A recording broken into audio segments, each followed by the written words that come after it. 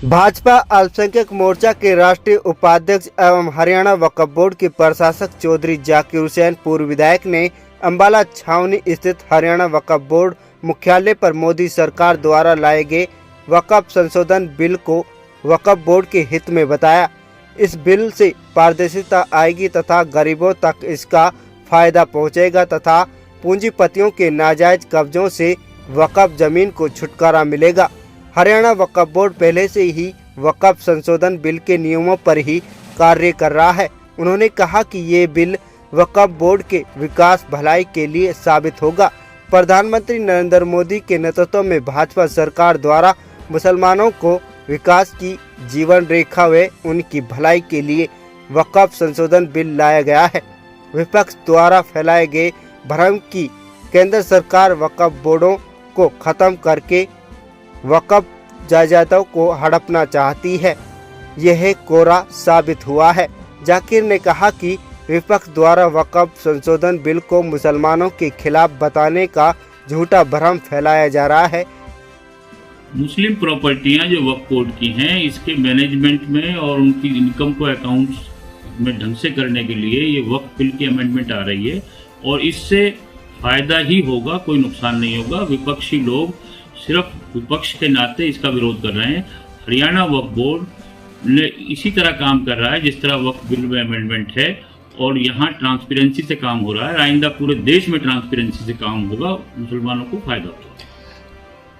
जिस तरह हरियाणा वक्फ बोर्ड की सारी प्रॉपर्टी ऑनलाइन हमने कर रखी है, GIPS मैपिंग करा रखी है, इसी तरह पूरे देश में होने वाला है। तो इससे फायदा होगा कि जो अनऑथराइज कब्जे प्रॉपर्टियां हैं वो लोगों के सामने आएंगी, उनकी इनकम होगी और उससे मुसलमानों को फायदा होगा उस इनकम से। ये विपक्षियों द्वारा एक लोगों के अंदर अफरा तफरी फैलाने के लिए, गलतफहमी पैदा करने के लिए एक अफवाह झूठी चलाई गई थी।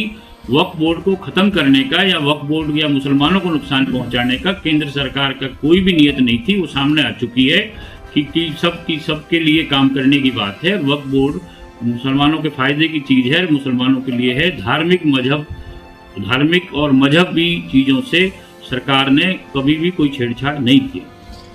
हरियाणा वक्फ बोर्ड ने, हमारी मौजूदा सरकार ने इसको नियमों में सरलीकरण भी किया है और उससे वक्फ बोर्ड को फायदा हुआ। वक्फ बोर्ड हमारा अच्छी तरह काम कर रहा है। बीच में दिक्कतें आई थी 7-8 साल पहले, लेकिन अब वो सब दूर हो चुकी हैं और उसके बाद वक्फ बोर्ड की इनकम अब लगभग 27 करोड़ रुपए के करीब सालाना है। सर, लगता है कि बिल आने से जो वक्फ की प्रॉपर्टियों पर नाजायज कब्जे हैं वो उनको खाली कराया जाएगा। वक्फ के जब पूरे देश के अंदर चीजें ऑनलाइन होंगी और जब चीजों का पता लगेगा तो जाहिर सी बात है, और वही लोग ज्यादा शोर मचा रहे हैं जिन लोगों ने वक्फ की प्रॉपर्टियों पे कब्जा कर रखा है। तो बिल से हाँ, जब नाजायज चीजें सामने आएंगी तो सरकार उसमें सुधार करेगी, वक्फ बोर्ड उसके अंदर एक्शन लेंगे और उसके अंदर उसका फायदा होगा। और आज जो विपक्षी लोग हैं, खासतौर पे हरियाणा में जो कांग्रेसी जो शोर मचा रहे हैं, इन्होंने तो वक्फी प्रॉपर्टियों के ऊपर भूमाफियाओं का कब्जा किया है। उसका उदाहरण है 2013 में अंसल के पास 2.5 एकड़ जमीन गुड़गांव के 23 सेक्टर में थी। वो अंसल को इन्होंने कब्जा करवा दिया, एक चलती हुई ईदगाह के ऊपर बुलडोजर फिरवा दिया।